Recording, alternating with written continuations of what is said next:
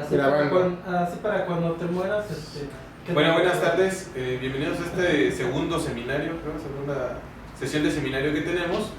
Mi nombre es Daniel Sánchez Guzmán, vamos a hablar del tema de agentes tutores inteligentes, diseño e implementación para la enseñanza de la física. Bueno, ¿cómo me integro yo? Voy a explicar un poquito cómo me integro aquí al posgrado en física educativa. Yo estaba haciendo mi maestría en tecnología avanzada en el otro posgrado que es en tecnología avanzada que se imparte aquí en Cicata Legaria.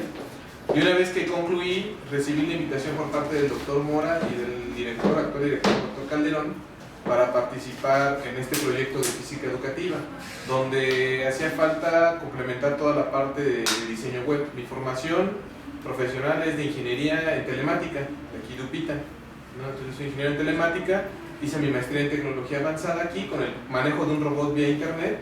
Yo me encargué de todos los enlaces de comunicaciones que tenía que programar para controlar el robot de manera remota. Y ya en el doctorado, trabajando con el doctor Mora y con el doctor Calderón, vimos la oportunidad en este tema que son los agentes tutores inteligentes. Estos agentes tutores inteligentes es software que nosotros programamos para poder dar retroalimentación y apoyo a los estudiantes en una unidad muy particular de aprendizaje. Voy a presentar la descripción del fundamento teórico de los tutores, después cómo se ensamblan estos tutores de manera gráfica, porque la idea es hacer un software que los profesores no tengan conocimientos muy profundos de programación. Los profesores tienen que tener una idea y solamente manipular herramientas visuales. Manipulando esas herramientas visuales, ellos van a poder crear sus propios tutores y poderlos implementar con sus estudiantes. Aquí la idea es que el experto, que es el profesor, va a transmitir esa información al tutor y el tutor va a tener el conocimiento, ¿no?, de los diferentes caminos que un estudiante puede tener a la hora de resolver un problema. Pero para diseñar el tutor, todo el fundamento teórico nos dice cómo conceptualizar al estudiante y cómo se va a comportar el tutor, ¿no?, en el momento del aprendizaje, de la situación propia de aprendizaje.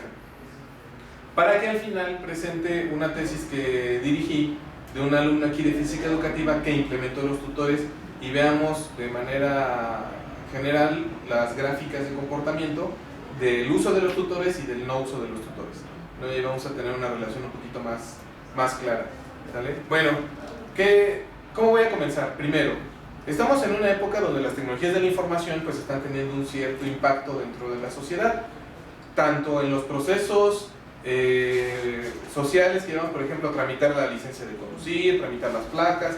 Estamos entrando a una era digital y esa era digital implica que nosotros tengamos un problema como país en desarrollo, y ese país en desarrollo o ese país que está desarrollando, el problema que se nos presenta es lo que se conoce como la brecha digital o tecnológica. ¿Esto qué quiere decir? Es que tanto un grupo o una sociedad tiene la facilidad de adquirir tecnologías de comunicación e información y adaptarlas a sus procesos cotidianos y poder desenvolverse sobre un mundo digital. Entonces, las siguientes dos gráficas que coloco tienen un poquito de años, pero son de la OCDE. Estas son del 2007 y nos indica todos los países miembros de la OCDE. Se refiere al acceso de megabits por segundo a través de las líneas caseras, o sea, de las líneas de hogar, ¿sí? Nosotros, este es la media que propone la OCDE o la que tiene la OCDE, y México estaba en 2007, hace 4 años, hace 6 años, ¿vale? Nosotros estábamos hasta aquí. No ha variado mucho, o sea, realmente entre Turquía y México han ido brincando entre ellos, ¿no? O sea, una diferencia significativa no ha pasado en estos últimos 6 años, pero esto nos dice qué tipo de acceso casero hay en cada una de las residencias. O sea, si tú tienes acceso a internet vía telefónica, modem, vía líneas ISDN, que es el Prodigy Infinitum, ¿vale?, vía el DSL, que también es Prodigy Infinitum, el cable modem, que es digamos el sistema de cablevisión, vía fibra óptica, que ya México está entrando en la parte de fibra óptica a nivel casero, a nivel hogar, y usuarios móviles. Entonces, toda esta gráfica me indica cuál es la capacidad de acceso. Entonces, si vemos nuestra referencia a México contra Luxemburgo e Italia, pues estamos en pañales, ¿sí? Estamos muy atrasados. Esta diferencia de accesos a los medios de comunicación ya empieza a marcarnos a nosotros lo que es la brecha digital. La siguiente es, este es el acceso, o sea, si entro por modem, por cable, por fibra. La siguiente es el ancho de banda por casa, o sea, cuál es el ancho de banda que recibe una casa, ¿sí? Entonces, La cantidad están en kilobits por segundo, pero aquí están 100.000 kilobits, o sea, 100 megabits por segundo. Entonces, en Finlandia, una casa con un promedio de 3 integrantes tiene acceso a 100 megabits por segundo de manera local, ¿sí? En México, la velocidad está a cerca de los 10 megas. Ya en la actualidad está cerca de los 10 megas por segundo, ¿sí? Pero seguimos estando aquí, en esta línea. Entonces, esta misma diferencia de ancho de banda, o sea, de 90 megas, de diferencia respecto a Finlandia y México, esa diferencia de 90 es lo que podemos conocer como brecha digital. ¿Cuál es la capacidad de acceso por parte de una comunidad? Independientemente del medio, o sea, ya sea DSL, fibra óptica, par trenzado o móvil. O sea, aquí no importa el medio, sino el ancho de banda al que tenemos acceso. Entonces, estas dos gráficas ya nos muestran nos dan una idea, ¿no?, de cómo estamos tecnológicamente en México y cómo nos estamos comportando. Ahora bien, viene la parte de la educación. Nosotros en la actualidad, los modelos educativos están tendiendo un poco a adoptar esquemas externos, pero que esos esquemas externos están preparados para estas situaciones, o sea, para este ancho de banda y no para este ancho de banda, ¿no? ¿A esto a qué vamos? Si ustedes se fijan, la mayoría de las instituciones educativas, incluido el Politécnico, la UNAM, la UAM, ¿no?, y las particulares, TEC de Monterrey, etcétera, tienen ya sus modelos virtuales de educación. Y eso ha permitido, o se ha vendido la idea, se ha vendido la imagen de que el modelo virtual permite abarcar a una mayor población. Está bien, hasta ahí no hay problema, y si es verdad. O sea, un servidor pequeño, vamos a poner el ejemplo de esta computadora puede atender a 20 personas o a 60 personas, no hay problema, no se saturaría, ¿no? Servidores ya más grandes, como los que tienen las universidades importantes, pueden atender a 400, 1000, 10.000 personas y no habría problema, ¿sí? Pero sí se genera un problema derivado de querer ofertar una gran cantidad de acceso a la educación. Y ese problema es que la tasa de profesores o la tasa de formación no crece al ritmo de la población que lo está accediendo. O sea, tú puedes tener 10.000 estudiantes que te piden acceso, 10.000 usuarios que tienen necesidad, pero no tienes la misma razón de profesores, ¿no? Si estamos haciendo la razón de 1 a 25, pues estamos hablando a lo mejor unos 1.000 profesores, unos 2.000 profesores que no están formándose. Si bien nos va, estamos generando unos 500, 800 profesores, yo creo en un caso muy óptimo, ¿no?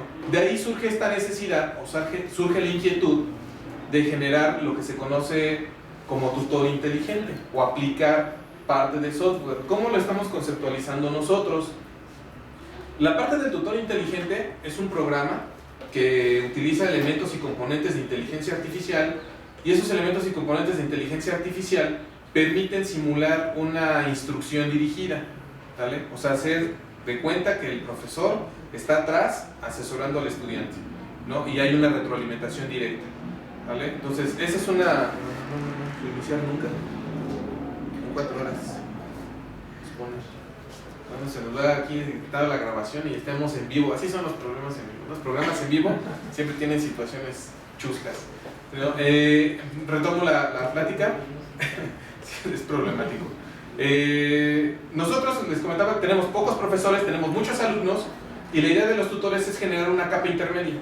No hacer un suplente, porque siempre me he topado con esa percepción de que ya va a haber quien nos va a quitar el trabajo, ya no va a haber profesores, y ahí se acabó mi trabajo, ya tronó todo, van a privatizar la educación. No, o sea, no es una panacea, no es una solución que va a resolver todo, ¿sí? Solamente es proponer un apoyo didáctico y de aprendizaje que sí tenga calidad en la implementación, que sí sea eficiente, no solamente poner notas y lecturas y videos que luego no te permiten esa interacción y esa retroalimentación. Pero si tu demanda del sistema educativo, tu demanda educativa es mucho mayor, una manera pertinente de soportar esa demanda es colocar una capa intermedia de tutores inteligentes, y esos tutores van a retroalimentar a los estudiantes de manera autónoma, ¿no?, de manera individual. Entonces ya tienes una orientación más personalizada, más dirigida, pero obviamente el tutor no es, les comento, la panacea. Va a haber un punto, o va a haber ciertos estudiantes que no van a poder, ni con el tutor, poder tener un eficiente aprendizaje. Esto quiere decir que realmente el tutor sirve como apoyo, para el estudiante, pero el profesor no se tiene que preocupar de 200 alumnos, se tiene que preocupar a lo mejor de 8 o 10 alumnos que realmente están teniendo problemas en el aprendizaje. Entonces esa es la idea, porque el profesor no puede despegarse de los 100 alumnos, el profesor va a estar trabajando con los 100 alumnos, pero los tutores van a hacer su soporte para que esos tutores interactúen con los alumnos, y entonces alumnos que sí tienen problemas serios de aprendizaje, 8, 10, 20 por ejemplo, puedan ser atendidos de manera personalizada por el profesor. Entonces ya el profesor entra en acción y el profesor se encarga de atender a los estudiantes. Bueno, ¿cuál es el objetivo de la investigación que hemos estado llevando hasta este momento? Pues es ese mismo: diseñar, programar e implementar tutores inteligentes para adaptar de un grado considerable tópicos de diferentes áreas, no necesariamente física, sino física, matemáticas, química, y donde más se han implementado es en matemáticas y en lenguajes. O sea, aprendizaje de un lenguaje foráneo, como puede ser chino o inglés. Ahí es donde se han aplicado en mayor medida. Y lo suficientemente robusto, por robusto me refiero a que si llega a haber una eventualidad que ya no es controlable por parte del software, el software tenga el mecanismo suficiente de avisar a la parte humana, ¿no?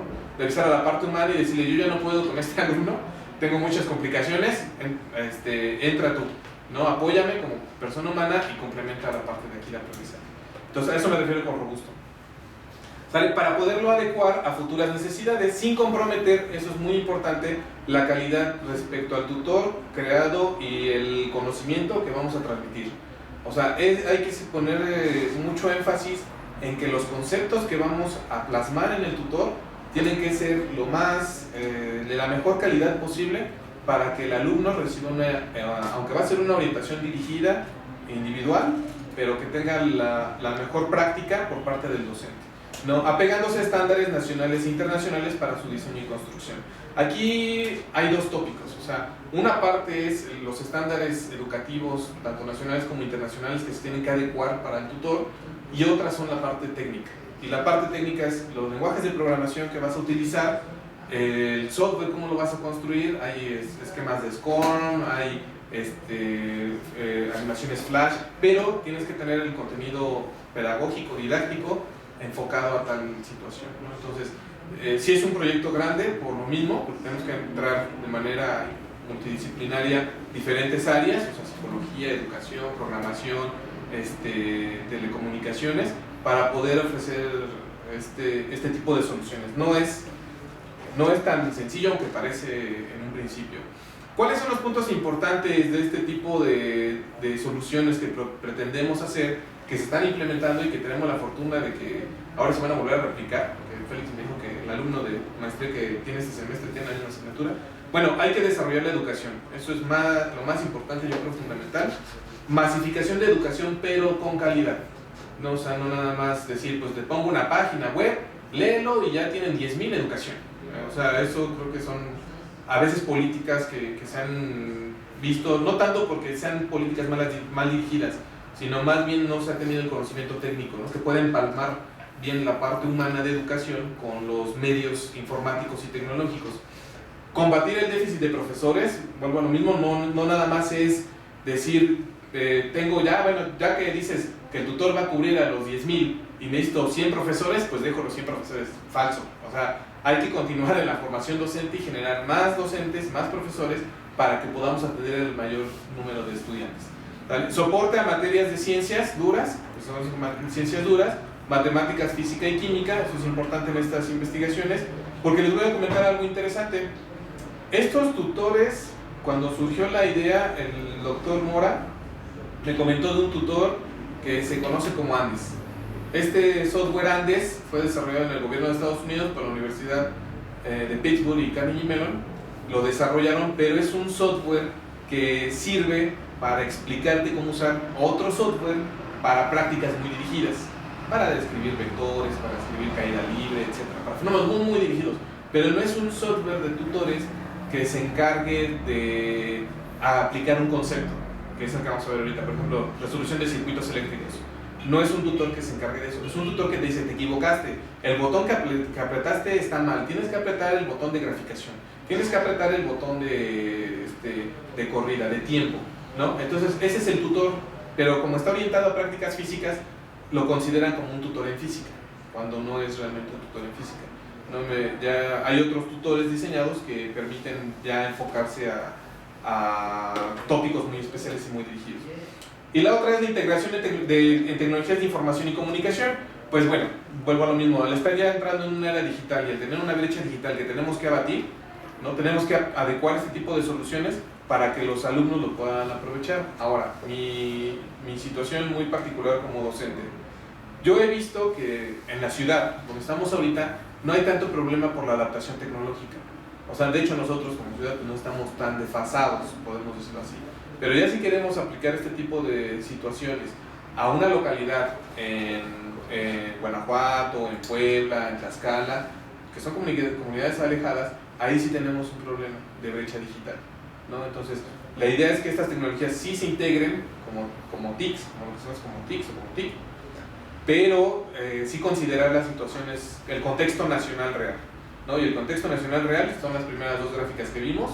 Estamos con mucho déficit, pero no debemos de dejar eso de lado, porque en algún momento va a ir creciendo. O sea, por bien que mal en una localidad, tienen acceso a internet.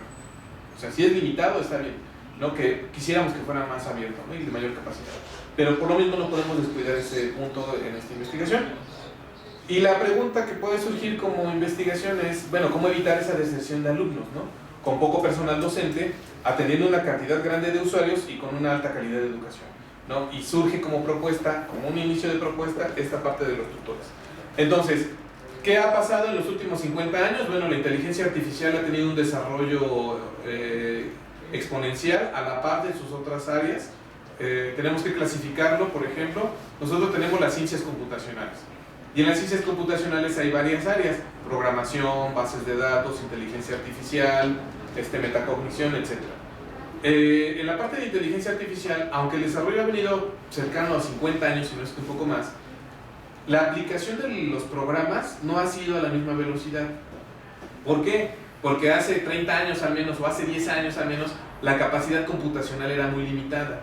O sea, tenemos que tener mainframes o servidores muy grandes para nosotros poder aplicar un algoritmo de inteligencia artificial, por todos los recursos computacionales y matemáticos que requiere la inteligencia artificial para poderse ejecutar. Entonces, los algoritmos de inteligencia artificial han ido mejorando, o sea, en esos 50 años fueron mejorando, pero no fue hasta en estos últimos 10, 20 años que los algoritmos ya se implementaron con ordenadores personales, porque la capacidad computacional, la velocidad de procesamiento, la cantidad de instrucciones de cada computadora aumentó. Entonces, la ventaja fue que los últimos 30 años, bueno, 50 para 30 años atrás, se eficientaron los algoritmos. De 20 años para acá, los algoritmos se implementaron, y al implementar los algoritmos, nosotros ya pudimos aplicar los tutores como tal. Ahora, la inteligencia artificial define los agentes inteligentes, y los agentes inteligentes a su vez generan los agentes tutores inteligentes. Ahora, si nosotros combinamos la física educativa con los agentes tutores inteligentes, vamos a tener un tutor inteligente aplicado al aprendizaje de la física. Nota, aquí que pongo, el tutor debe de ser genérico, como les había comentado, para ser aplicado en otros tópicos, no necesariamente física, puede ser matemáticas, química, etc. ¿No? Esa es la idea. Aquí presento unas teorías de... Mario, ¿ya salió? ¿Mario? ¿No? Sí. Ok, yo me dijo que iba a salir. Aquí presento unas teorías que han generado este modelado cognitivo artificial, o sea, cómo hemos nosotros... cómo ha ido la gente de inteligencia artificial hecho el modelo de aprendizaje. Y un primer modelo es el Executive Process Interactive Control, el EPIC, que es un marco de trabajo computacional que sirve para la construcción de modelos para proceso y rendimiento de la información humana. Entonces, la gente de inteligencia artificial, en conjunto con psicólogos, con gente de educación, se dieron a la tarea de empezar a generar modelos cognitivos, ¿no? Esto es, cómo nosotros generamos aprendizaje, cómo nosotros después de cierto periodo, de cierto tiempo, asimilamos información y cómo esa información la almacenamos en nuestro cerebro y tenemos aprendizaje a corto, mediano y largo plazo, ¿no? O largo plazo, considerarlo no nada más aprender a futuro, ¿no? Sino a adaptarte, a aprender la información que obtienes, la presentas en un contexto personal, ¿no? Ya la aplicas para un contexto personal y para soluciones personales. Entonces les digo, está EPIC, que es un primer intento, luego está otra que se llama SOAR, que es Teoría Unificada de Cognición, que es una arquitectura cognitiva simbólica, la cual implementa un comportamiento basado en metas Y puede ser la búsqueda de una solución dentro de un espacio de problemas en particular, por ejemplo, un problema de álgebra, de geometría, ¿no? O sea, tienes un espacio y sobre ese espacio tienes que buscar una solución. Bueno, estas son les digo, los modelos, ¿no? En los cuales se han desarrollado. En el que me voy a enfocar es en el cuarto que está aquí, que es el Actor, ¿vale? Que es ACR, que es el que ha tomado, por así decirlo, las mejores prácticas de los anteriores tres. O sea, Actor tomó lo de SOA, lo de EPIC, y este que se llama Capacity Constraint Current Activation Based Production System, TRICAPS, que esta teoría permite instanciar una memoria de trabajo para una resolución de problemas. O sea, yo tengo un problema y de ese problema genero conocimiento cercano al problema, obtengo conocimiento cercano al problema y genero una solución particular, lo que se conocerían como los sistemas expertos. No, en un sistema experto nosotros formulamos una pregunta, cómo configurar un ruteador, ¿no? Y el sistema experto nos entrega toda la lista de instrucciones basadas a configuración de ruteador para poder hacer una configuración de un ruteador, ¿no? Estoy hablando en un contexto de telecomunicaciones, computación, pero que no sale mucho del contexto de física, ¿no? Son ciencias al fin y al cabo. Y por último está esta teoría de modelado que se llama Actor, ¿no? Donde Actor es, les comento, una teoría que ha tratado de tomar las mejores prácticas, no nada más de estas tres, sino de otras más, y las ha ido modelando y las ha ido perfeccionando. La base de Actor es que ellos, aparte de que han tomado las mejores prácticas, han combinado los estudios con estudios de resonancia magnética de comportamiento cerebral. Entonces dicen, a ver, vamos a tomar estos experimentos, vamos a poner los electrodos, vamos a analizar el comportamiento de manera con resonancia electromagnética, el comportamiento del cerebro, y vemos qué capas del cerebro se activan.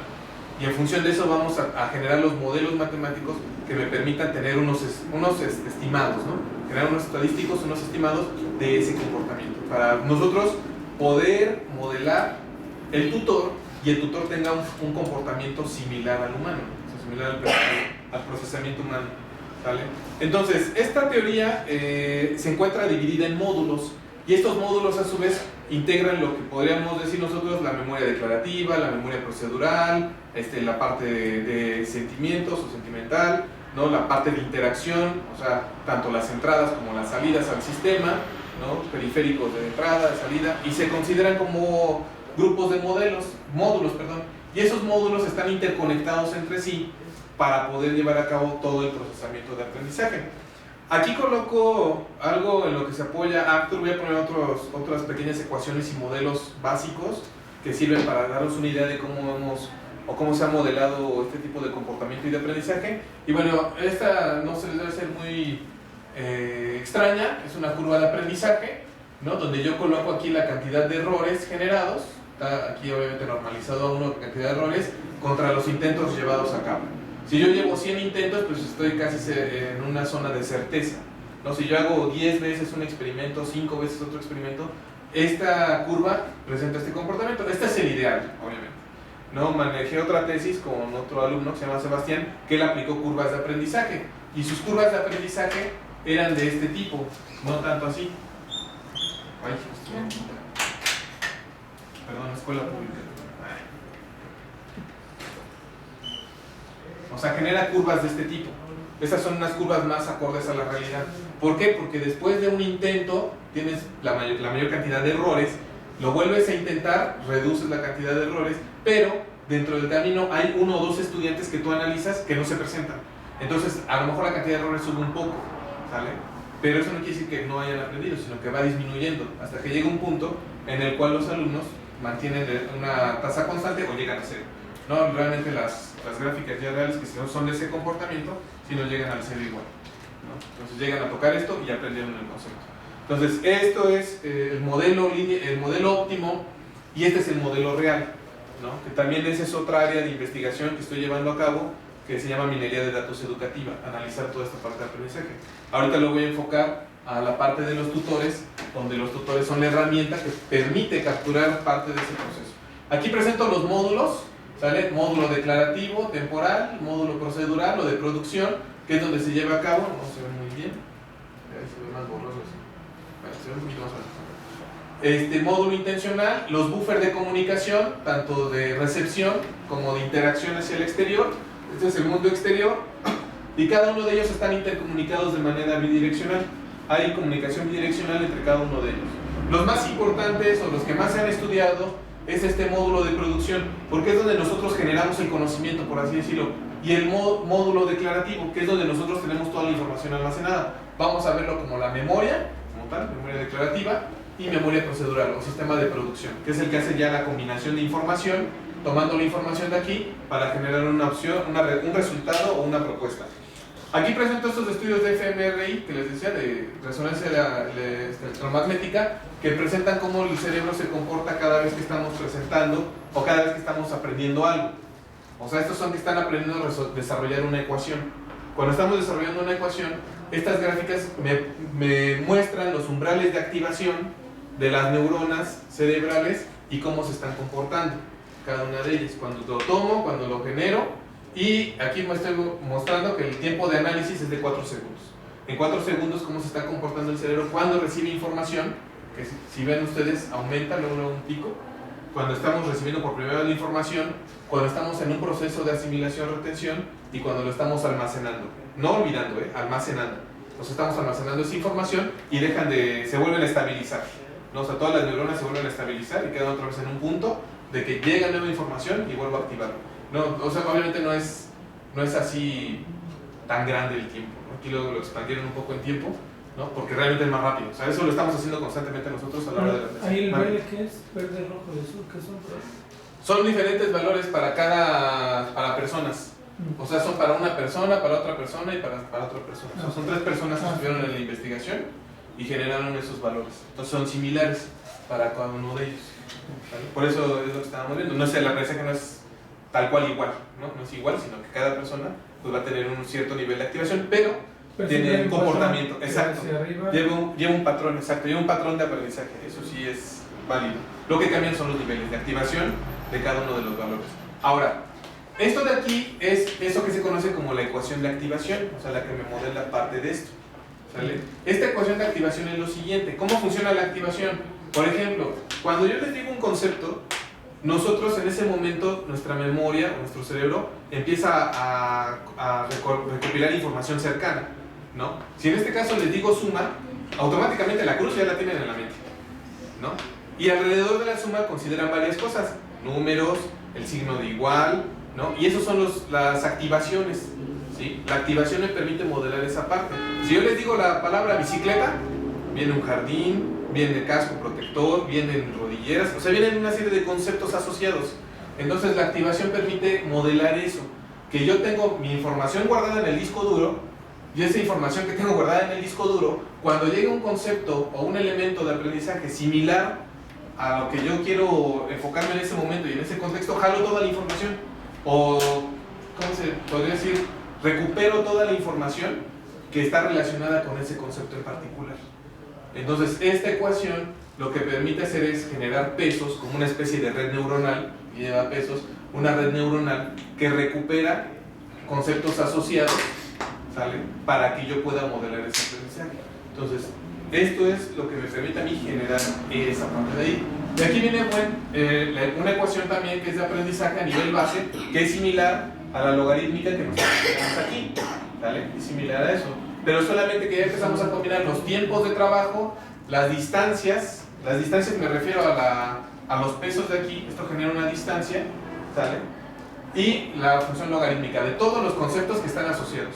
O sea, yo sumo cada uno de estos pesos, y puedo generar mi ecuación de aprendizaje, ¿sale? Y la ecuación de probabilidad de recuperación, ¿con qué probabilidad yo recuperaría un elemento dentro de mi memoria, ¿sale? Relacionado con un concepto en particular? O sea, yo les puedo decir aquí la palabra suma, pero no está muy relacionado si digo número complejo. O sea, ¿por qué? Para un estudiante de nivel bachillerato, de nivel superior, pues todavía, aunque hay sumas de números complejos, pero el número complejo no está en ese contexto. Entonces, cuando yo digo número complejo, bueno, entonces voy a enfocarme a las sumas de número complejo.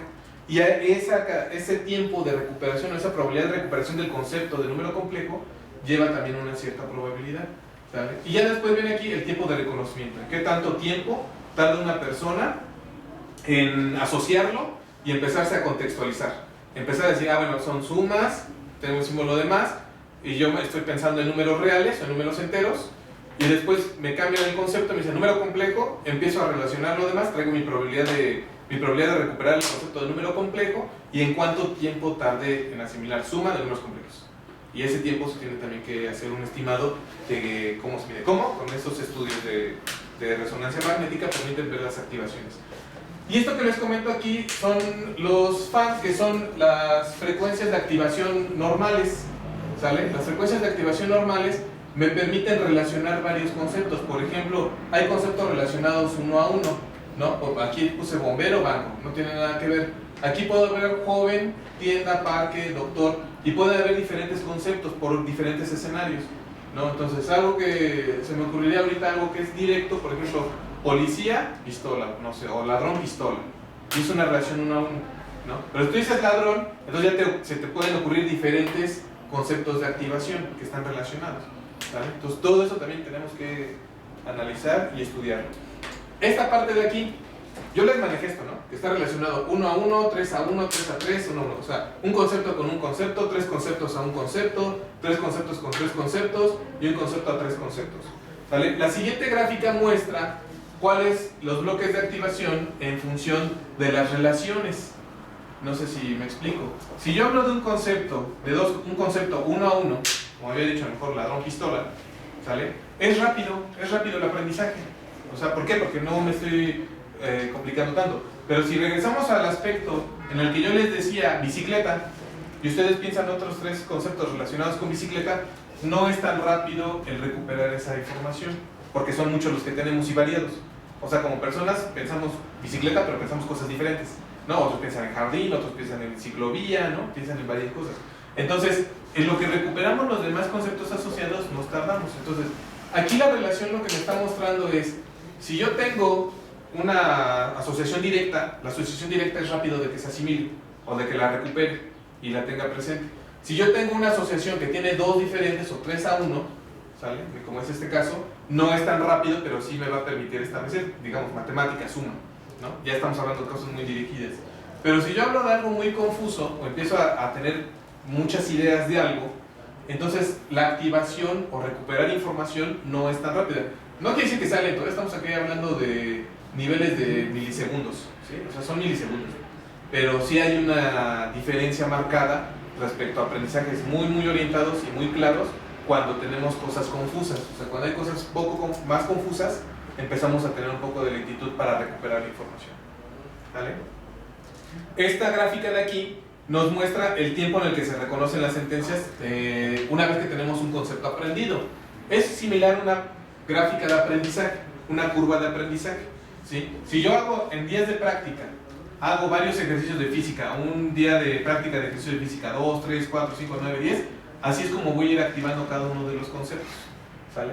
Voy a ir reduciendo el tiempo de activación. Mientras más tiempo yo practique algo, pues obviamente va a ser menor el tiempo de que yo lo recupere y de que yo lo recuerde. Aquí presento los reales, cuando tengo 3 conceptos con 3 conceptos 3 a 3 asociados y el estimado, ¿no? Entonces el real, si se fijan, llega a caer un poquito, pero se estabiliza con el estimado. El estimado es el modelo, ¿eh? El estimado es poner el modelo, meterle números y hacer una estimación de aprendizaje. Igual, aquí en el real, cuando es 3 a 1, si se fijan que son los triangulitos, y el 1 a 1 estimado, entonces se fijan, igual, la reducción de tiempo es rápida. ¿En función de quién? De los días de práctica. O sea, mientras yo más un concepto o un ejercicio lo practique, más rápido lo tengo. Aquí tengo otra. Sí, Estás entonces hablando de aprendizaje por repetición. Aquí es un aprendizaje por repetición, pero podemos. Esta representación aquí es por repetición. Repetición en el aspecto de hago ejercicios de lo mismo. Diferentes contextos, no el mismo ejercicio, ¿no? O sea, resolución de ecuaciones de primer grado, ¿no? Pero despejar. O sea, un Shams. Sí, un Shams, por así decirlo. Hazte 20 ejercicios del Shams, ¿no? Es esta parte de aquí en diferentes días, ¿no? Que se puede llevar a cosas en aprendizaje activo. En nivel Bloom, ¿estaríamos hablando simplemente de reconocimiento, de recuperación?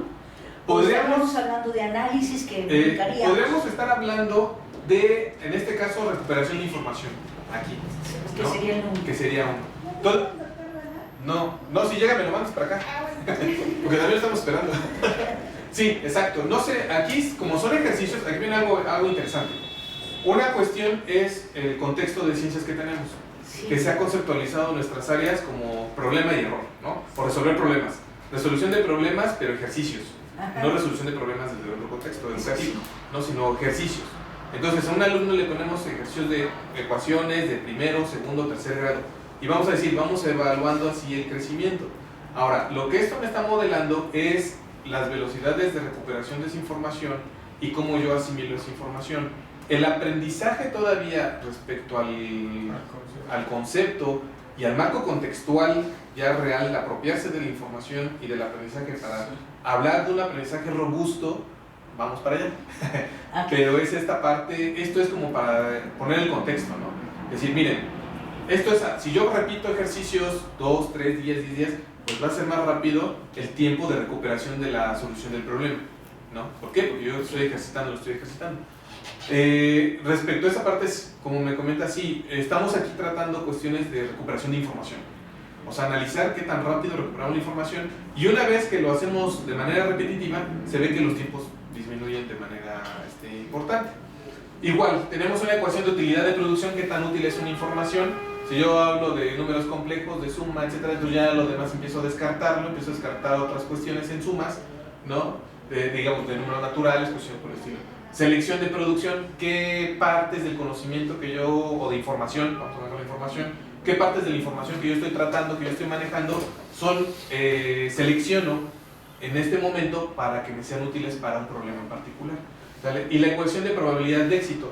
Podemos manejar una especie de factor de Hale, ¿no? ¿Qué tanto logré relacionado a los éxitos y los fracasos? O sea, los errores. Más que fracasos, errores cometidos. 10 ejercicios hoy, de ecuación de primer grado, 10 ejercicios mañana, 10 ejercicios. Entonces el éxito y el fracaso ahí va de acuerdo a los valores, a las respuestas que yo le dé, ¿sale? Bueno, ¿dudas hasta aquí? ¿Preguntas? ¿No? ¿Vamos bien? ¿No se han dormido? Ya, pobre Rubén, ya está como que dice, pastel, yo ya quiero el pastel, los demás no es importante. Software de tutor inteligente, bueno, como les comentaba, esto nos sirve para modelar, ¿sí? El tutor tiene que hacer retroalimentación y tiene que tener un comportamiento humano. Entonces, al querer darle comportamiento humano, por eso tuvimos que analizar todas estas ecuaciones, ¿sí? Aquí vemos una gráfica muy sencilla, que son los bloques de información que yo le alimento al tutor, un buffer de programación donde se almacena todo, y lo que vamos a ver ahora es un diagrama de flujo muy sencillo. Arrancamos el tutor, inicia el tutor, generamos la memoria declarativa lista, o sea, toda la información que el tutor va a almacenar. Después, si está lista la información con la cual va a trabajar el tutor, verdadero, la memoria procedural, cómo va a interactuar el tutor, está lista, ¿sí? Entonces iniciamos la interfaz gráfica. En caso contrario, recuperamos la información, nos esperamos a que se almacene y el tutor la presenta. La siguiente, el tutor, ya que tenemos la interfaz gráfica lista, ¿sale? Vamos a iniciar la carga de contenidos. Te voy a presentar los circuitos, te voy a presentar los cuadros de texto, te voy a presentar todo, ¿sale? Si no, bueno, tenemos que regresar a los módulos anteriores a recuperar la información. Y por último, cargamos los contenidos. ¿Está el contenido listo? Sí. Se despliega el contenido en el tutor. Ya que está listo, el tutor espera un evento de interacción con el alumno, y ese evento de interacción, ya el tutor aquí está como en un ciclo. O sea, aquí estamos en un ciclo de interacción, de información recibida, evento válido, falso, enviar mensaje de error al usuario y ofrecer alternativa de respuesta. ¿No se ve bien aquí? Dice, enviar mensaje de error y alternativa de respuesta. Si está bien, enviar solicitud al tutor inteligente, proceso de cognición. El tutor busca la información, la regresa y le da la recepción de la respuesta por parte del tutor y empieza otra vez a cargar. O sea, continúa la interacción, ¿sale? Del tutor en esta parte. No sé si hay alguna duda. Esto no queda muy claro porque es un diagrama de flujo, es un poco anticuado, pero vamos a verlo con la parte del tutor. Ahora, hay dos tipos de tutores. El primer tutor, que se llama de ejemplo de traza o sample tracing tutors. Estos tutores, yo genero un problema, un ejercicio, y de ese ejercicio genero todas las posibles soluciones que se puedan presentar, ¿no? Que si arranqué primero despejando un número, que si arranqué multiplicando o igualando, o despejando las variables, o sea, genero todo el espacio de trabajo. Y el otro, que es el tutor cognitivo. El tutor cognitivo sí ya presenta un poco mayor de esfuerzo a la hora de programarlo, porque el tutor cognitivo sí considera los errores conceptuales que pueda presentar el estudiante. Entonces, y este tutor requiere más implementación y requiere un poco más de entrenamiento para la persona, porque también, aunque los alumnos con los que lo hemos aplicado pues son jóvenes, o sea, estamos hablando del orden de los 19, 21 años, son jóvenes, tienen facilidad para el manejo, pero con los que hemos experimentado, que son los de ejemplo de traza, han tenido un poquito de dificultad en el aspecto de la primera vez, ¿no? Y es algo que yo creo que nosotros podemos validar un poco aquí, estando en la parte educativa, que cuando una información te llega nueva y por primera vez, toma un poquito más de tiempo, ¿no? Cuando ya tienes ideas previas de experimentos o de conceptos, pues te cuesta trabajo más bien hacer el reemplazo, ¿no? Hacer el reemplazo de la idea previa si es errónea, ¿no? O la confirmación, pues va a ser más fácil. Pero cuando algo es nuevo, siempre a los estudiantes yo creo que nos ha pasado, cuando es nuevo, cero, que no tienen información nula del trabajo, ahí sí hay un pequeño, ¿cómo podríamos decirle? Un choque, ¿no? Una lentitud un poco. Y lo vamos a ver ahorita con los ejemplos. Ahora, este software está desarrollado en un grupo de investigación en Estados Unidos, en Carnegie Mellon. Yo estuve trabajando ahí una semana, no fue mucho, en una escuela de verano, pero se conoce como CITAT, es Cognitive Tutor Authoring Tools. Ahorita vamos a explicar de qué se compone. Este software está desarrollado para fines de investigación de desarrollo de tutores con estudiantes. Ahora, ellos allá en Estados Unidos llevan cerca de 10 años trabajando con los tutores, pero más enfocados a matemáticas y aprendizaje de lenguajes, como les decía, chino e inglés, ¿no? Para niños. Estamos hablando de las edades entre las que oscilan los tutores, las edades de los estudiantes son desde los 10, 12 años hasta los 17 años. Y el promedio de estudios que se han llevado es de unos 500,000 estudiantes aproximadamente. Entonces ya desarrollaron este software que ya está más dirigido, está preparado para que los profesores que quieran incursionar en el área de tutores no tengan complicaciones de programación, o sea, no se preocupen, perdón por mi japonés, no se preocupen tanto por la parte de programación, ¿no? Sino más bien diseña el tutor, que esté bien dirigido, que esté bien orientado y que el tutor tenga los resultados. Ahora, les presento esta pantalla del software CITAT. Este CITAT, aquí presento yo toda la traza de los pasos que el alumno va desarrollando, o sea, cada uno de los pasos. Y los botones en rojo son los errores que puede cometer el estudiante. Yo genero los estudiantes, es una especie de árbol, ¿no? De árbol con diferentes ramificaciones que me va a permitir establecer todos los estados de comportamiento de un problema dado. Y el estudiante va a poder, en dado paso o en dado estado que se encuentre, va a tener retroalimentación del tutor. Ahora, este tutor, vamos a ponerlo en este contexto, yo tengo dos programas, el tutor trabaja en segundo plano y se apoya de dos softwares. Uno que es un lenguaje de programación que es Java, no sé si lo han escuchado, Java es como lenguaje de programación, se pueden programar en Java, y el otro es Flash, ¿no? Entonces Flash de Adobe, quiero pronunciarlo, es el otro software. En cualquiera de esos dos, el profesor se tiene que preocupar por crear su interfaz gráfica y después entrenar al tutor. Esta es la fase de entrenamiento, o sea, son varias fases: entrenar al tutor, probar al tutor y echarlo a andar, ¿no? Porque ya es probarlo como tal. Miren, este es un tutor como se crea, por ejemplo, en una interfaz de Flash. Ventajas y desventajas. Desventajas que hemos tenido con los profesores es que todavía mantenemos este esquema. ¿Sí? O sea, un esquema de léete el problema, captura las variables, haz las conversiones, utiliza calculadora, etc. ¿Sí? Cuando la herramienta es más rica, ¿no? O sea, la herramienta permite poner animaciones, poner una simulación, poner un video, poner interacción, ¿sale? Pero esto es algo que se nos ha presentado y lo estamos tratando de corregir, ¿sale? Por esta situación, ¿no? Aunque los profesores tengan la herramienta, eso no nos asegura ni nos garantiza que sean buenos diseñadores o que el problema lo presenten en otro contexto. O sea, es como pasar el problema de papel, pasarlo a software, ¿no? A un programa, y del programa que hagan lo mismo. Ventaja que le están acomodando, o diferencia que le están acomodando, es que hay un espacio de retroalimentación, y ese espacio de retroalimentación permite al alumno interactuar, no nada más, pues llénale los campos y a ver qué sale. No sé, bueno, el software te retroalimenta, ¿correcto? Aquí está uno que desarrollé muy rápido, que es para, por ejemplo, aprender lenguaje de programación. Yo tengo unas instrucciones y el usuario tiene que colocar los valores que falten, ¿no? Como aquí faltaría un punto y coma, aquí faltaría un ampersand, aquí otro ampersand, no, símbolo de por ciento, un ampersand, y eso lo tiene que llenar el estudiante, ¿no? Aquí está este es un tutor programado en Java, ¿no? Que nos puede, bueno, aquí es que este es un ejercicio de programación del alumno, pero bueno, no sale mucho de la realidad, es un programa en Java en el cual yo lo elaboro. Entonces, ¿qué tengo que hacer? Vamos a crearlo. Hago la convivencia de mis componentes de cita, que fue este software de aquí.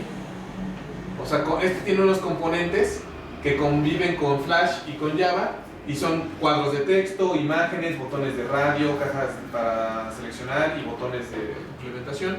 Y estos tienen ya los aspectos cognitivos. O sea, este complemento de cita ya son las partes cognitivas. Ya aquí yo ya tengo la inteligencia artificial. ¿Vale? Genero mi espacio de trabajo, ¿vale? Genero un estado de inicio por parte del tutor, estado inicial, capturo los valores correctos en mi tutor y el tutor va tomando los valores correctos de color verde. Siempre lo primero que coloquemos va a ser correcto para el tutor. O sea, el tutor en la fase de entrenamiento dice correcto, correcto, correcto. ¿Vale? Después le doy el botón de terminado, termina el aprendizaje, termina el botón aquí de aprendizaje por parte del tutor, y ahora lo que hago yo es editar cada uno de los estados para agregarle los mensajes de retroalimentación, ¿no? Puedo poner ecuaciones, puedo poner solamente texto, puedo poner valores de variable, pero esto es interesante. El tutor no va a permitir que nosotros nos vayamos a un ciclo infinito.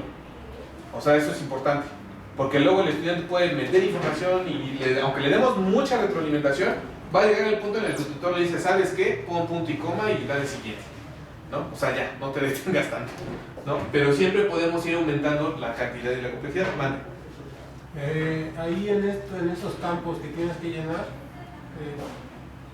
si quieres meter ecuaciones, Se pueden meter ecuaciones. O sea, vía texto. O vía Puedes establecer una nomenclatura.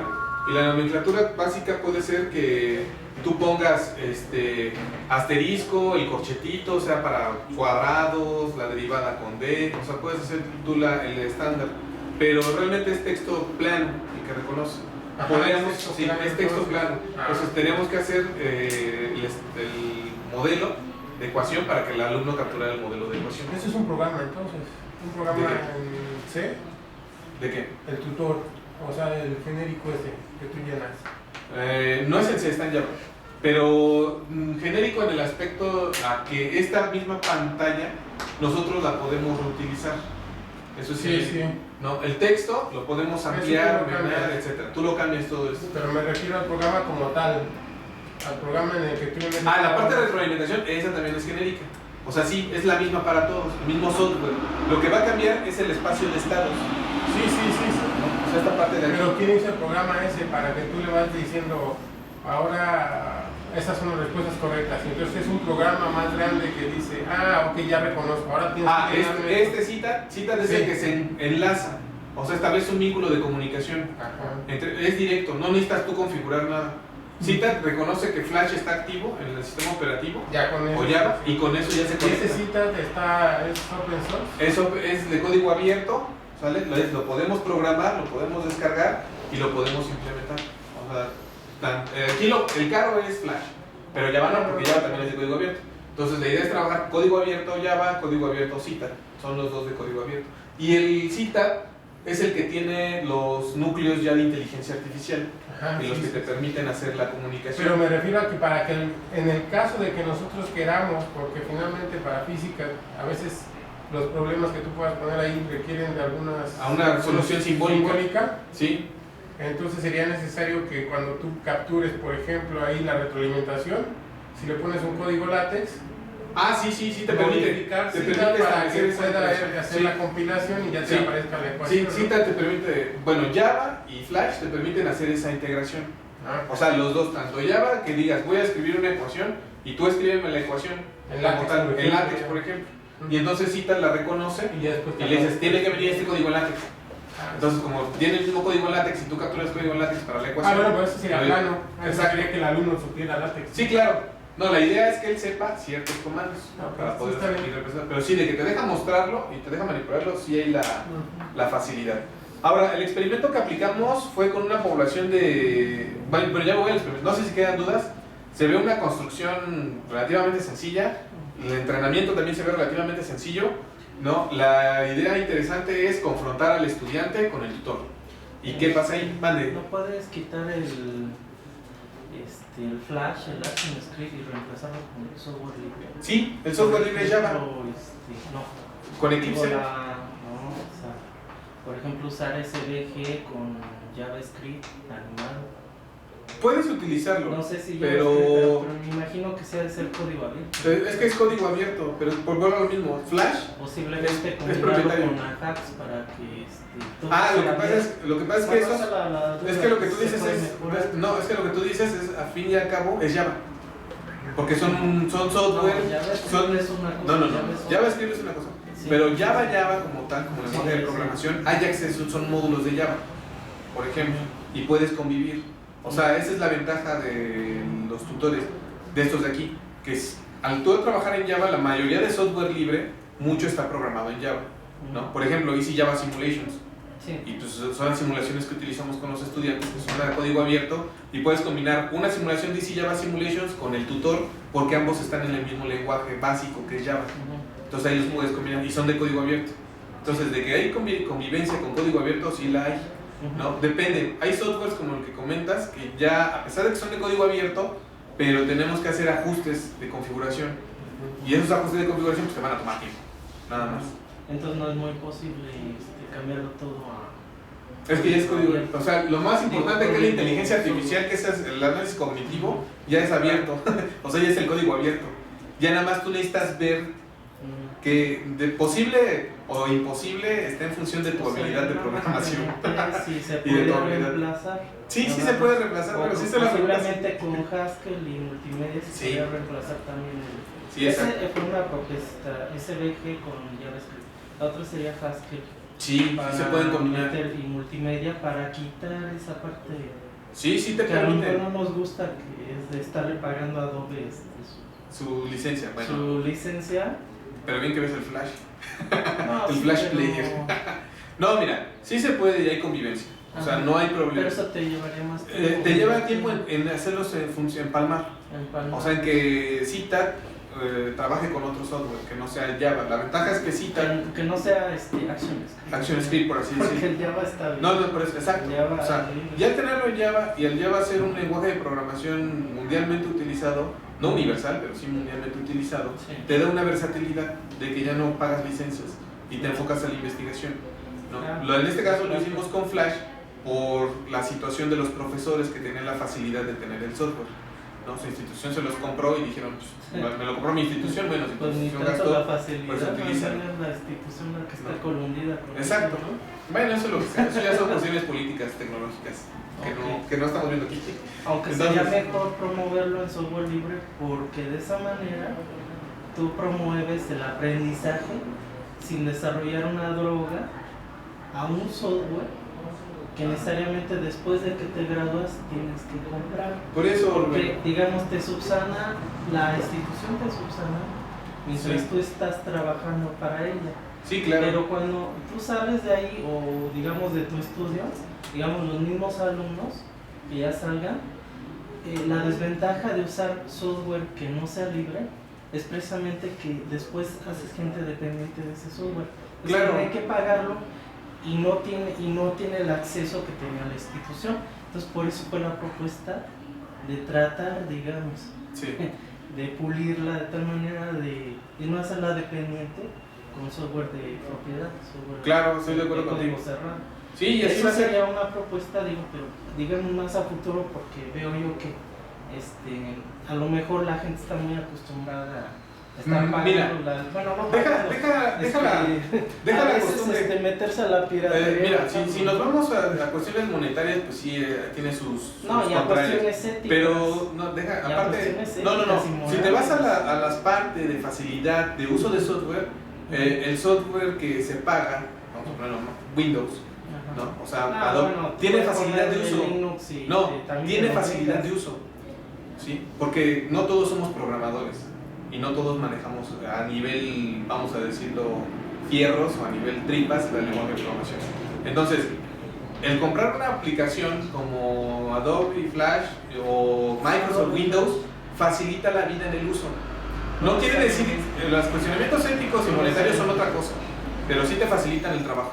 Yo no estoy de acuerdo que te lo facilite, porque Sí. por ejemplo si lo haces en Linux, es más sencillo programarlo. Por ejemplo, hay lenguajes de programación como por ejemplo Haskell. Pero no somos programadores, güey. No, espérate, lo tratas de implementar en Windows y te llevas pues no, una desilusión más grande, porque aparte de que le tienes que comprar a Windows su sistema operativo, también le tienes que comprar su base de desarrollo de programación, que es el Visual Studio. Sí, en pero cambio, si lo haces, por ejemplo, en software libre es como que, Linux, es que esto no debe de ir todo enfocado eso a te programar. necesitas. No, bueno, sí, pero te estás hablando de programar Sí. motores inteligentes. Sí, claro. Por eso te estoy yo proponiendo que mejor quites el Windows, que mejor quites el Se Flash puede, o sea, y le pongas pura cosa que por sea de eso, código mira, este softwarecita trabaja en Linux, trabaja en Unix, trabaja en Windows, Java trabaja en Unix, trabaja en Linux, trabaja en Windows, ¿sí? Ajá, sí. No se paga la licencia de, si no quieres el sistema operativo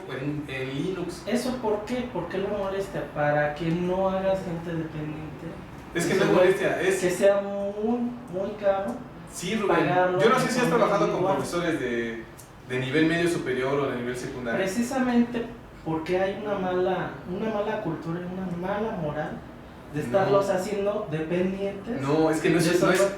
no es la una moral, dependencia, es un porque- proceso de adaptación. Bueno, porque tú estás hablando de educación.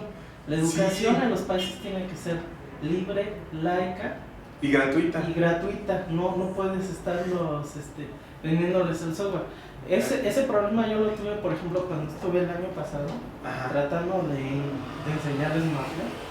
Pues todos los profesores ahí, pues ahora sí que me cocinaron vivo, porque el Maple no es software libre. Por eso, Rubén, Sí. pero vuelvo a lo mismo. Mira, es un proceso de adaptación. Un profesor de secundaria, un profesor Ajá. de bachillerato, no tiene las habilidades de programación. ¿sí? No. Y no tiene las habilidades ni de computación. Entonces tenemos que trabajar en ese esfuerzo. No, y sí, pero y si yo tú me le refiero- presentas luego el lenguaje de programación No, a una no, persona no, que no lo ha manejado, No me refiero a eso. le va a tomar Es aberración. que a lo mejor me lo estás malinterpretando. La cosa de que hagas tú tu tutor en software libre quiere decir que cuando el profesor adquiere ese software libre, lo pueda usar libremente Es y que sí pueda va a ser hacer eso. su código. Pero es que es En cambio, libre, si no tú es- le metes software de propiedad, ya no va a ser tan libre. Bueno, ahorita si quieres lo discutimos a la hora del Y pastel. aparte, a la hora de usarlo, Sí. de instalarlo, por ejemplo, en su máquina, Sí. va a tenerle que pagar una cuota, a lo mejor a Daniel Sánchez Guzmán, no Ajá. sé si está interesado, pero además al Adobe Flash. Sí, ¿me sí. explico? Y al Mira, Windows. Rubén, pues estoy de acuerdo contigo.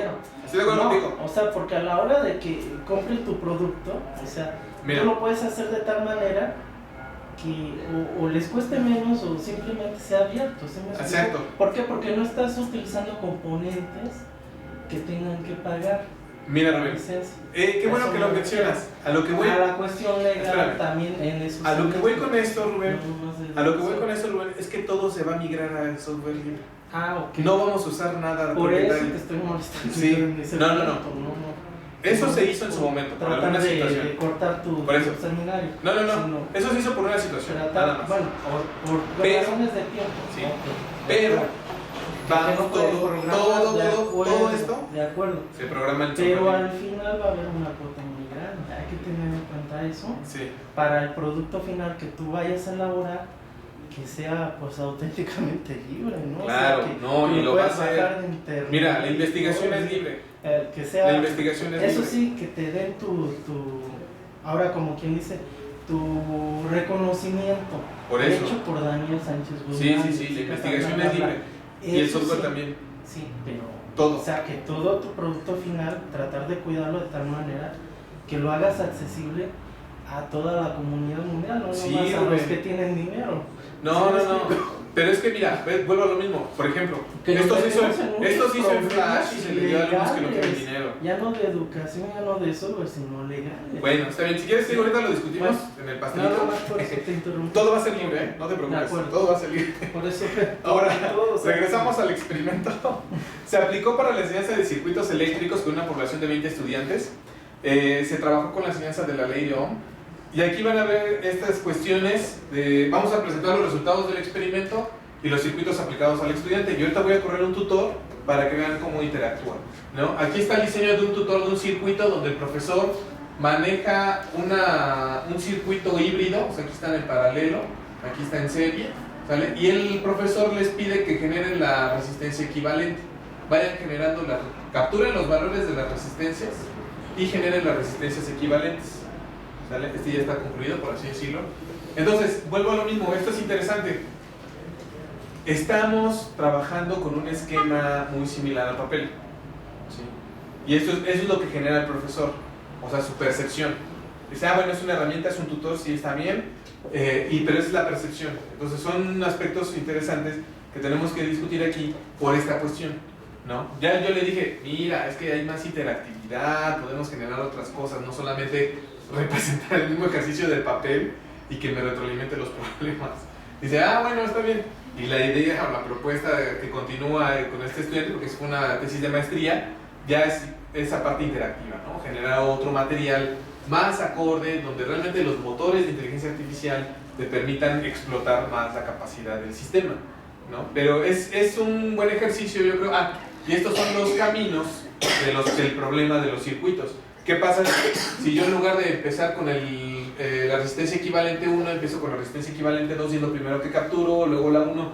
O sea, todos estos caminos diferentes o posibles soluciones, el profesor las modela, ¿sale? Y una vez que genera los modelos para cada uno de ellos, da las soluciones y retroalimentaciones para cada tutor y para cada camino. Para cada camino genera la retroalimentación. Bueno, hasta aquí queda el tutor. ¿Es lo lineal ese, no?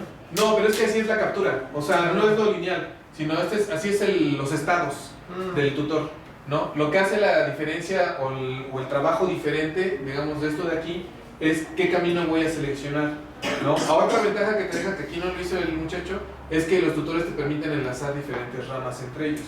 Entonces ya al tener enlazados diferentes caminos, tú vas dirigiendo el aprendizaje hacia un resultado final, ¿vale? Ahora, se aplicó con estudiantes. De esos 20 estudiantes, nosotros generamos las gráficas de concentración. Las gráficas de concentración me permiten, en mi instrumento de evaluación, de mi test, me permiten ver más o menos los modelos en los cuales se encuentran los estudiantes, ¿sale? Si generan un modelo erróneo, un conocimiento aleatorio, dos modelos, uno erróneo o un modelo correcto, ¿sale? Entonces, esto es aplicar el factor de concentración al grupo matutino. Se aplicó en dos grupos, uno tenía 7 alumnos y otro tenía 13 alumnos. El matutino era de 13 alumnos, que fue donde se aplicaron los tutores. El vespertino era de 7 alumnos, donde se dio instrucción tradicional o clase magistral con ejercicios resueltos en cuaderno. Y el pretest lo que nos indica es que están en igualdad de estado, ¿no? O sea, están igual, tienen diferentes conocimientos dispersos, la información no es homogénea, ¿vale? Tienen conceptos erróneos, tienen al menos dos modelos, uno erróneo y uno correcto, completamente aleatorios los conceptos, entonces están más o menos dispersos, ¿sale? Lo que viene a continuación, que ya es la última lámina, ya para partir el pastel o que venga el es esta parte de aquí. El turno matutino, una vez que recibe la instrucción con los tutores inteligentes, se ve que tiene una mejora muy considerable y muy dirigida, ¿no? El turno vespertino, al fin y al cabo, reciben aprendizaje, tienen reciben instrucción, hay cierto aprendizaje, pero son pocos los que llegan a tener pocas preguntas, por decirlo, o pocos estudiantes que tienen conceptos más claros. Entonces, esto nos da una idea de la eficiencia como apoyo, como recurso didáctico en el aprendizaje, el uso de tutores, ¿vale? Ahora, ¿dudas hasta aquí, no? Sí queda más o menos claro, se ve que hay un impacto en esta parte. Hay un impacto de aprendizaje porque el estudiante de todas maneras recibe información y tiene que retroalimentarla, pero no está tan dirigida, ¿no? Vemos esa diferencia entre cada uno de ellos, ¿vale? Bueno, gracias por su atención y ya para concluir les voy a presentar un tutor que está en una página web, se pueden poner en internet. O sea, nosotros subimos en internet, que esa es la idea de esta práctica, se suben en internet y el tutor ya está aquí trabajando, ¿no? Nada más necesitamos un laboratorio que tenga conexión a internet, les damos la dirección donde lo coloquemos, que les habíamos hablado de un portal que tenemos de Science Education, y entonces aquí el estudiante empieza a capturar información. Se le explica primero primero se le mostró al estudiante un tutor diferente, con otro tema diferente, para aprender a utilizar el botón de ayuda. Y una vez que aparece el botón de ayuda, viene aquí la ayuda como tal. Introduzca el valor de R1 como lo muestra el circuito. Bueno, buscas R1, ¿no? A 15, ¿no? Y colocas 15. Si tu respuesta es correcta, 15 cabras. no, 15 ohms, ¿no? Ya, Que no pero- viene la medida. Pero bueno, es el tema, profesor. Él piensa que son ohms y piensa que sus alumnos piensan que son ohms, entonces, ¿qué es lo que hay que mejorar? Lo que decía, ¿no? Entonces, si está bien la respuesta, se ve en verde, ¿no? Vuelvo a lo mismo, si el alumno no sabe qué colocar en el siguiente recuadro, se resalta el recuadro de la ayuda, le da la ayuda y aparte de eso, le puede pedir más apoyo. Introduzca el valor que aparece debajo de R2 en el circuito sin unidades, ¿no? En este caso es R2, 10. Y si no, ya te dice, por favor introduzca 10 en el campo resaltado. Ya, no están explicando la existencia. Por favor. Cállate. Ya, Pon 10. por favor, Ya, pon 10. Por favor, ¿No? pon 10. Entonces, colócalo y se acabó. Y así vamos de manera iterativa cada uno de los pasos. Es importante que veamos este ejemplo, este ejercicio, porque vemos cómo el profesor sigue conceptualizando estas cuestiones que tenemos que corregir, ¿no? O que tenemos que mejorar más bien, ¿no? Adaptarla realmente al uso de la herramienta. La herramienta, aunque te da la ayuda, te da la retroalimentación, pero tú necesitas continuar cada uno, mejorar estos experimentos, ¿no? Hacerlos en línea, sí masificar, pero volvemos a lo mismo, mejorar la calidad de este tipo de contextos. Vemos que aunque fueron este tipo de circuitos, o sea, sencillos, muy tradicionales, pero sí pudimos observar en las gráficas anteriores el rendimiento, ¿no? O sea, independientemente de que el profesor mantuvo el esquema tradicional de enseñanza-aprendizaje, en el aspecto de resuelve este ejercicio nada más, los alumnos les quedó un poquito más claros los conceptos a la hora de empezar a generar cada una de las soluciones. Y cuando los enfrentamos con es que yo digo enfrentamos, pero les aplicamos el post-test, se vio que esta herramienta les permitió aclarar ciertas cuestiones en la resolución de ejercicios, ¿no? Y de problemas. Entonces sí tiene un impacto, si yo nada más lo termino para que es 9, 8, 12, 12, 9 y ya. O sea, realmente el tutor una vez que termina lo que hace... otra situación importante. Estos tutores tienen un problema, el idioma, ¿sí? Al ser desarrollados allí en Khan y Mellon, cuando yo fui para allá, les dije, oigan, ¿cómo hacen un tutor que quieren ustedes aquí incluir a todo el mundo y no consideran el idioma español u otros idiomas? Claro. ¿No? Y dicen, ay, sí, no se nos había ocurrido. Esta es una versión anterior. Ya las versiones actuales te permiten al botón no ponerle hint, sino ponerle ayuda, ponerle un signo de interrogación. O sea, tú ya lo puedes editar los actuales. Por esas mismas recomendaciones que se han ido retroalimentando. Aquí ya no, aquí este mensaje tú también ya lo puedes modificar, que no diga get, next hint, no. Siguiente apoyo, siguiente ayuda, siguiente consejo. ¿No? O sea, ya te permite modificar eso. Igual el espacio ya no es así tan... Porque también el espacio es un poco limitado. No, el espacio lo puedes agrandar y todo eso. Pero me refiero al esquema. O sea, esta es una plantilla. Todo esto es una plantilla que te dan en tu casa. Entonces tú puedes tomar tu espacio y poner el botón no aquí, lo puedes poner en esta esquina, lo puedes poner en esta esquina. Los mensajes de ayuda los puedes poner también aquí arriba, aquí al lado. Exacto, como tú gustes puedes hacer la modificación en las versiones actuales. Cuando nosotros aplicamos los tutores teníamos esta versión. Entonces ahí fue donde identificamos esto, ¿no? Que lo retroalimentamos allá y ya ellos empezaron a ajustar ciertas cosas y las versiones recientes de CITA ya te permiten hacer todo este nuevo ajuste, entonces modificaciones que se ha ido ahí trabajando con ellos. ¿Qué dice? ¿Qué dice? ¿Por qué dice que no? Sí, ¿no? ¿Por qué no metiste ¿La B? No. Tienes que ir en orden. ¿Mandé? No, sí, Ah, ya. tienes que ir en orden. Aquí no sé. Claro, son 25, No sé, 45, 54. 54. No, que me lo explique todo él. No me Luego espera. pon 6 ahí. No, es menos, ¿no? ¿Cuánto es? La corriente total, emplea la ley. Menos. Sí, claro. Que te diga cuál. Aquí dice. Ah, Divide el voltaje entre la un sexto. resistencia. ¿No? Un sexto. 0.167. Ya. Terminado. Y yo así le pongo un sexto. No, te manda el error. O sea, tú le puedes poner un sexto, pero te lo va a poner en rojo. Bueno, aquí ya terminó. Tenemos que Está volver a bien. poner. No, ya está bien. ¿Sale? Entonces ahí termina la instrucción por parte del estudiante. ¿Cómo se llevó a cabo el experimento? Se le explicaron los conceptos, se aplicó el pretest, se le aplicaron, se le explicó en pizarrón, ley de Ohm, circuitos en serie, circuitos en paralelo, voltajes iguales, por suma de corrientes. Todo Entonces, se le explicó. se explica Normal, y luego, normal.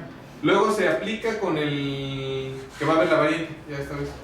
Se aplica con se le entrena al manejo de tutores y se vuelve a aplicarlo, se aplica ahora a los tutores. Primero se les enseña a usarlos, cómo lo usas, cómo le das una ayuda, cómo das retroalimentación.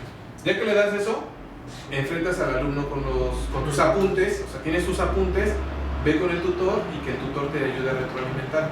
Entonces, de los apuntes que el alumno generó, se le enfrenta con el tutor y ya el tutor tiene que irlo retroalimentando para que con apuntes tutor va mejorando y ya se le aplica el post-test. Bueno, se generan todavía unos ejercicios ya igual en el pizarrón y al final post-test. Ya del post-test ya se generan esas soluciones. Y el otro no, nada más. Ahora, ahí está el tema, ejercicios, vámonos, ¿no? Ya se acabó. No hay más.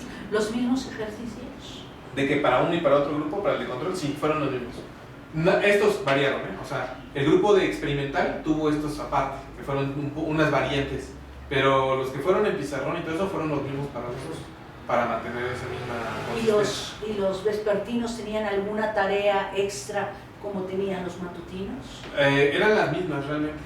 O sea, los ejercicios que les dejaban de tarea para uno y para otro. O sea, digamos como que combinamos la parte magistral o instrucción normal, sí, la combinamos con el uso de tutores, solamente que la diferencia fue que tuvieron 2 sesiones más para el manejo de los tutores con el uso de sus apuntes.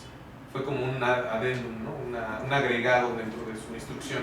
Y ya que tuvieron eso, recuperaron mejor la información, o sea, retroalimentaron más la información. Y ya los otros, al no tener este apoyo, como que la parte tecnológica les despertó esa curiosidad, ¿no? De querer investigar o de tener bien claro el concepto. Porque, pues, ¿cómo es que te dice que estás bien tonto? Y ya entre ellos, la interacción entre ellos genera eso. No, lo ideal hubiera sido que este mismo ejercicio, bueno, en el otro, sí, pero lo hubieran hecho pizarrón. ¿Este mismo? Ese mismo Pues no de se, tarea. pues no se aplicó como tal, entonces no lo variamos. Sí lo manejó ejercicios de tarea diferentes a estos, y lo único que hicimos fue, estos son diferentes, pero son con el tutor, y dejamos las mismas tareas, por así decirlo.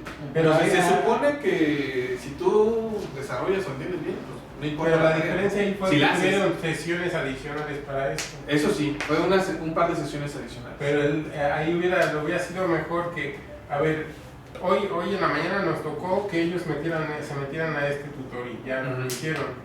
Y en la tarde, en el mismo tiempo que ellos se llevaban en el tutor, en la tarde, hicieran este mismo ejercicio en pizarrón. Y puede ser para validarlo, como tal el ejercicio. Para validar. Pero se validaron ejercicios diferentes. No, para los tiempos de trabajo de los estudiantes, para empatar los tiempos. Ah, bueno, pudo haber sido, no se llevó a cabo así como lo sabíamos esa vez, fue así, aumentamos un par de sesiones y sobre eso aplicamos el tutor. Pero qué bueno que me lo dicen para que, les digo, la ventaja es que este alumno, este semestre tiene la misma asignatura y tenemos pensado los mismos tutores en el mes de abril, entonces hay tiempo para empatar todas las Ahora, cosas. lo ideal sería que también el aprendizaje de las 3 conceptos que están manejándose ahí en un circuito, voltaje, resistencia y corriente, la ley no fuera normal, porque tú lo que dices que fueron clases normales, salvo la diferencia es que uno solo. Claro, sí, la idea. Pero ahora, ¿por qué una actividad de aprendizaje activo o una estrategia de aprendizaje activo para la enseñanza de los conceptos y después ya contrastarlo con el tutor? Sí, puede ser los tutores. Exacto, digo que, o sea, estamos en tiempo. Entonces estamos en tiempo de si hacer su gráfica de concentración iba así y se va acercando hacia el piquito, pues ahora va a estar casi todo en el pico, ¿no? Por ahí. Esa sería la idea. No, y está bien para manejarlo, man. Sí, en la UNAM los vespertinos tienen fama de ser malos. Entonces, Sí. ¿por Bueno, qué todos no, lados. ¿por Se qué no inviertes? También. O sea, el Ah, entrenamiento sí. con tutores Eso que es. sean el vespertino. Ahora, es que bueno que me comentan eso. Yo eso lo hablé hoy con este profesor, vino el martes aquí Ayer. esta semana. Así ayer. Ayer vino. Bueno, es que para no fallarle, ¿no? Porque luego uno se pierde en el tiempo. Pero dice, este martes de esta semana, ayer. Y él me comentaba algo curioso. Me decía que tenía 30 alumnos, 15 en la tarde y 15 en la mañana. Pero él ve al grupo de la tarde más activo y más dispuesto a trabajar. Entonces, y los de la mañana no, están como que más flojitos, ¿no? para la hora de interacción. Digo, entonces vamos a hacer esa inversión que ustedes dicen. Vamos a poner a los de la mañana con el tutor y a los de la tarde sin tutor. Y vamos, como ustedes comentan, esa recomendación es importante, empatarlo, ¿no? Empatarlo y combinar con aprendizaje activo. Y ver qué pasa. Porque la ventaja es que en aprendizaje activo tenemos ya parte de las tesis, ¿no? De los cómics o cosas así. Tenemos tesis que ya han trabajado con circuitos. Entonces nos da esa facilidad de métele aprendizaje activo, bueno, igual le combinamos, ¿no? Aprendizaje activo, tutor, aprendizaje activo, tutor, y el otro nada más instrucción tradicional o magistral, ¿sale? Pero estamos viendo que son alumnos que tienen una mayor disposición al aprendizaje. Entonces eso sí va a ser importante, ¿no? Bueno, les agradezco esos comentarios, esas observaciones para ser atendidas. Y lo bueno es que tenemos el tiempo ahorita, ¿no? Para aplicarlo. Y la otra ventaja de que hagas el software abierto, Ah, yo pensé que iba a decir que mi tutor. sí, de tu tutor precisamente, Pero es abierto. es que otra gente del mundo te puede ayudar. Pues ya estoy colaborando con Pero ellos. si metes software de Estoy de propiedad, acuerdo. pues van a decir, pues ¿cómo nos vas a ayudar? Si uno cierra las puertas con el código cerrado. No, estoy colaborando con ellos Sí. en el otro charco si Sí, quieren. pero trata de mover eso. No, Puedes sí, usar hay colaboración. incluso el Easy Java Simulations para tus Pues lo más que es abierto. Sí, dentro es bueno, del lugar del Flash, Flash. la prisa. ¿Sí me explico? Sí. Puedes usar el mismo Easy Java Simulations para tu tutor. Bueno, en lugar del Flash. está bien, Ya lo es consideraremos. siendo código abierto, le abre la puerta a todo el mundo para que también tengas apoyo y colaboración Gracias. de los demás. Para que no estés tú solo. Claro que sí. ¿Sí? hombre. Ok. Bueno, Además, gracias. iba a hacer ese comentario porque no te vaya a suceder como otros desarrolladores que invierten en código cerrado y pues nada más es de la compañía y de ahí en fuera ya no sale. Ok, bueno. ¿Sí? Como Gracias de- por su atención. Ok.